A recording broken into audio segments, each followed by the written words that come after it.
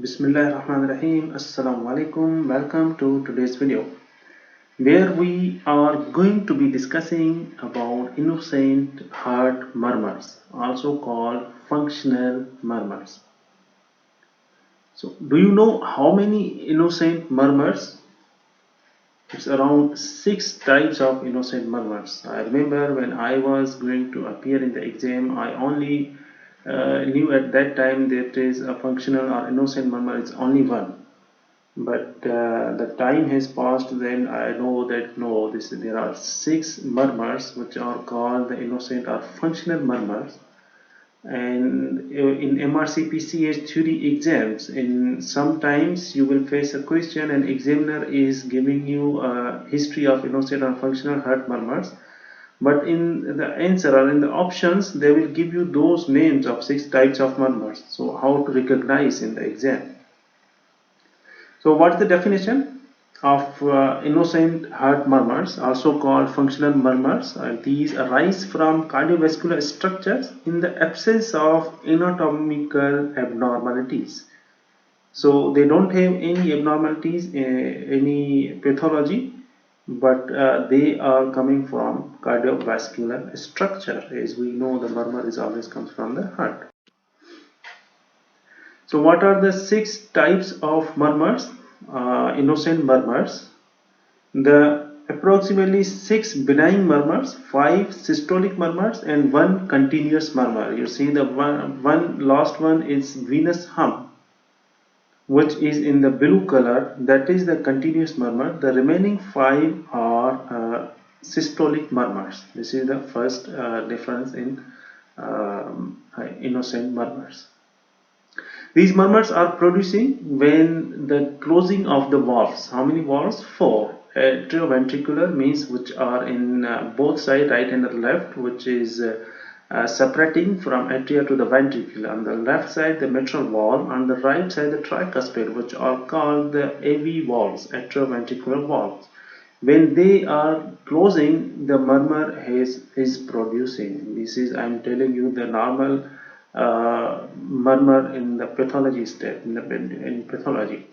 So the other valves, which are aortic valve and pulmonary valve, left side from ventricle goes to the aorta, that is the aortic valve, and on the right side it is the pulmonary valve. So these valves, when they close, they produce murmur. So there are 6 types. The one which is very common is Still's murmur, and the other is pulmonary flow murmur. The third is pulmonary flow murmur of newborns, peripheral pulmonary arterial stenosis murmur, supraclavicular or carotid groove. Number 5th is aortic flow murmur, and number 6th is venous hum. We will discuss one by one. At the end, I will tell you about how to differentiate from pathological and a functional murmur, and there is one mnemonic of to memorize these differences, and also I will tell you one announcement at the end of this video. So number first, stills or vibratory murmur, which is most common innocent murmur in children.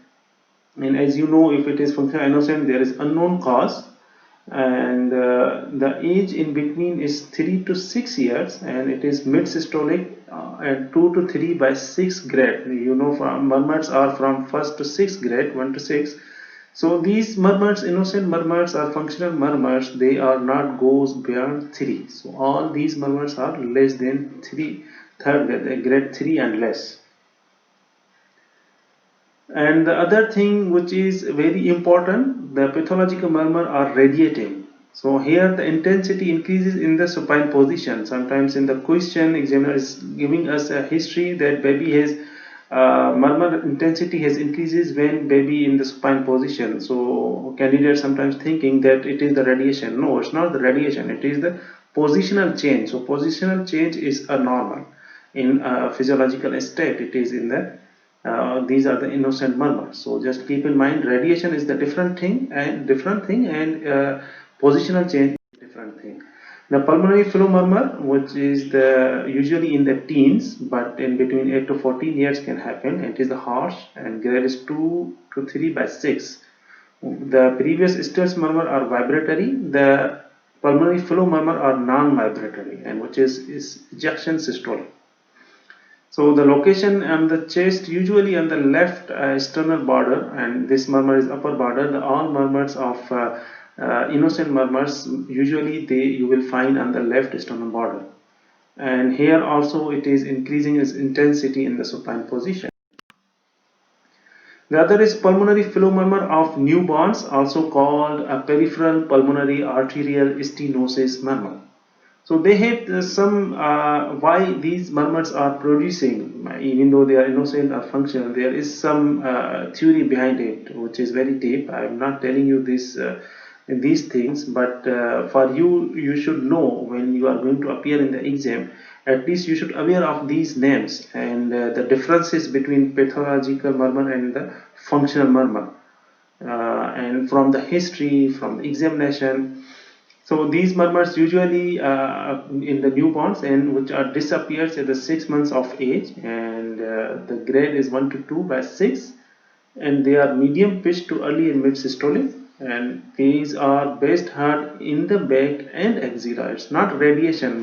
Just remember, they may hurt on the back, in the back side, and in axilla. It's not from back to axilla. It's not the radiation. It is only the difference of the words. You should recognize from the words either it is radiating or in, and louder in supine position. And if it is persist beyond few weeks, in the babies you have found this murmur, newborn babies, you will, and all other examination is normal, baby is feeding well, growing well, everything is normal. So then you will arrange a near appointment. If it still persists, then you will go for the cardiology referral or echocardiography. The other one is supraclavicular or carotid groove, which may present at any age, and it is early systolic, 2 to 3 by 6, and best heard at supraclavicular fossa. This grade is 2 to 3 by 6 and at the supraclavicular fossa.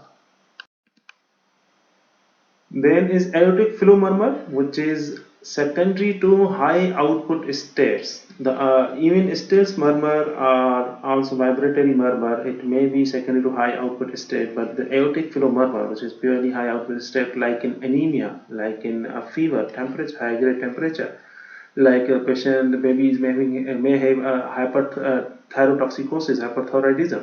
So from the history, you should recognize either patient is anemic or thyrotoxicosis, or the patient is having fever, and they have the murmur. You suspect that it could be the aortic flow murmur or innocent murmur. So these murmurs are low grade and non-harsh systolic murmur, and they are heard at aortic auscultation area. The other is the last one, which is a venous hum. This is the only murmur which is continuous murmur. The remaining 5 are systolic murmurs, which is this venous hum commonly audible in between 3 to 6 years of age, and it is a continuous murmur and more intense in diastole, not the systole. So best heard in the supra and infraclavicular areas, heard only in the upright position and disappears in the supine position. You will feel the difference here. All other murmurs, mostly they are increasing in intensity in the supine position, but this murmur is disappears in the supine position, and you heard only in the upright position. So this is the main difference in venous hum continuous murmur and the remaining all other 5 innocent murmurs.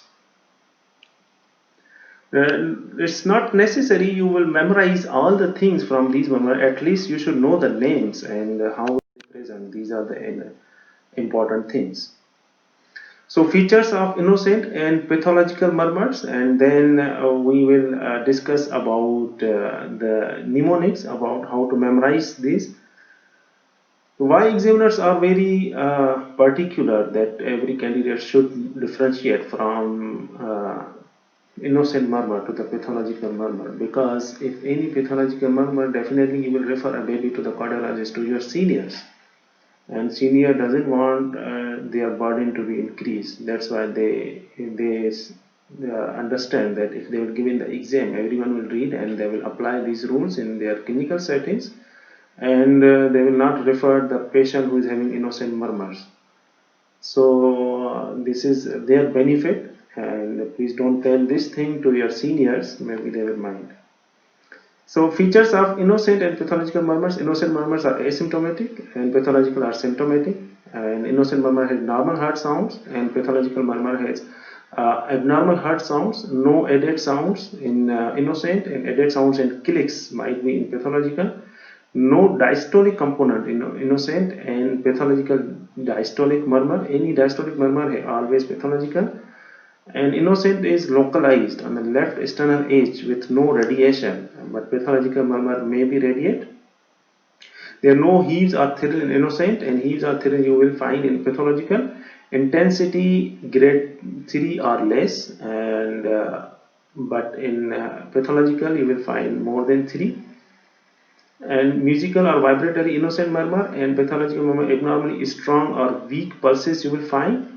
Intensity changes with posture. These are the important. Intensity is changes, not the radiation, and the pathological murmur has cyanosis. So these are the things you should memorize, and before going to appear in the exam you should memorize these things. Just keep in mind, in any question of the murmur you should think about these differences.